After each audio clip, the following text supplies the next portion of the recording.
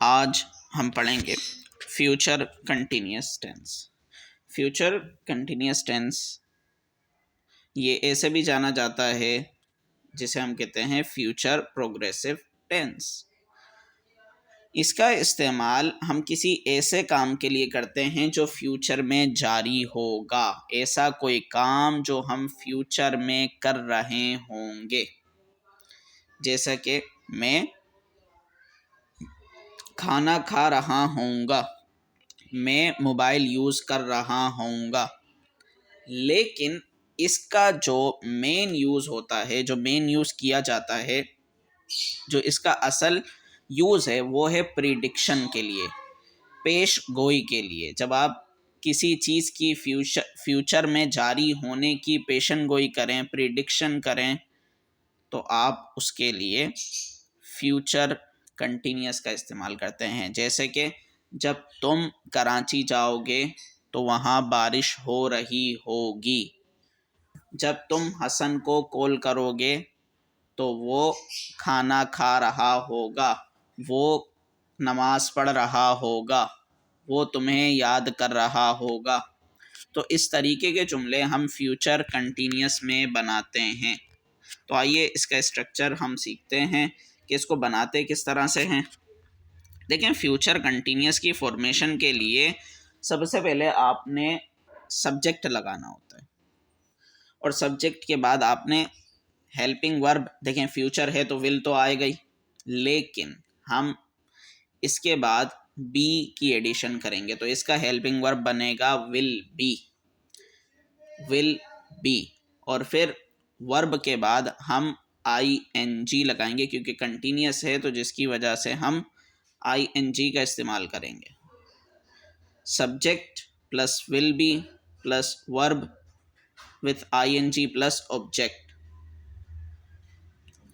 जैसे कि लिखा हुआ है विथ ऑल सब्जेक्ट, यानी कि तमाम सब्जेक्ट्स के साथ आप विल बी ही इस्तेमाल करेंगे। ऐसा नहीं है जैसा कि हम किसी के साथ इज़ इस्तेमाल कर रहे थे, फिर आर, फिर एम, और माजी में वास था और वर्ब भी था। लेकिन फ्यूचर कंटिन्यूस में आप सिर्फ और सिर्फ विल बी ही इस्तेमाल कर सकते हैं। जैसा कि जुमले में लिखा हुआ है कि I will be helping my mother to make dinner, मैं अपनी वालदा की मदद कर रहा था रात का खाना बनाने के लिए। तो देखें, यहाँ पे आया आई सब्जेक्ट, फिर आया विल बी जो कि हेल्पिंग वर्ब बना, आई विल बी। फिर आया हेल्पिंग, यानी कि वर्ब की ING फॉर्म लगाई गई, I will be helping. Help इसका वर्ड था, ING लगा के फोर्थ फॉर्म बनी helping. I will be helping, object my mother, I will be helping my mother to make dinner, यानी कि मैं अपनी वालदा की मदद कर रहा था डिनर बनाने में। अब देखें, नेगेटिव जुमला बनाते वक्त आपने इस बात का ख्याल रखना है कि विल बी के बाद नोट नहीं लगाना, बल्कि विल के बाद नोट लगाना है। हालांकि हम ये बात हर लेक्चर में पढ़ रहे हैं कि नोट की जो प्लेस है वो तीसरी प्लेस है। तो तीसरी प्लेस देखें, नेगेटिव जुमले में लिखा हुआ है दे विल नॉट बी, क्योंकि दे पहला नंबर, विल दूसरे नंबर पे और नॉट तीसरे नंबर पर है। ये गलती नहीं कीजिएगा कि आप दे विल बी नॉट बोलें, बल्कि दे विल नॉट बी बोलें। They will not be eating cake later, वो बाद में केक नहीं खा रहे होंगे। तो आपने फ्यूचर कंटिन्यूस बनाते वक्त, इसका नेगेटिव जुमला बनाते वक्त इस बात का ख्याल रखना है कि विल बी नॉट नहीं, बल्कि विल नॉट बी कहना है। नॉट को विल और बी के दरमियान में प्लेस करना है। We have to place the not between the will and be. Interrogative बनाते वक्त आपने भी विल बी को अलग करना है। पहले विल आएगा, फिर सब्जेक्ट, फिर बी आएगा। ऐसा ना हो कि विल बी ही आप पूरा शुरू में ले आए। विल बी इसका पूरा हेल्पिंग वर्ब नहीं है, हेल्पिंग वर्ब तो असल बी ही है, विल ही है।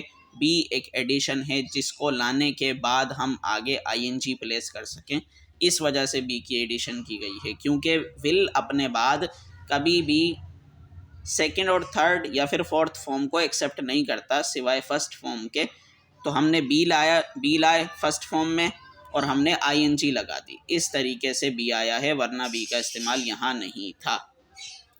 अब देखें यहाँ पे कुछ एग्जांपल्स लिखी हुई हैं। आई will be studying all evening for the final exams. मैं अपने एग्ज़ाम्स के लिए पूरी शाम मुताल्ला कर रहा होऊंगा।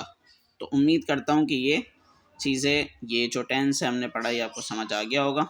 इंशाल्लाह नेक्स्ट क्लास में हम परफेक्ट टेंस का आगाज़ करेंगे।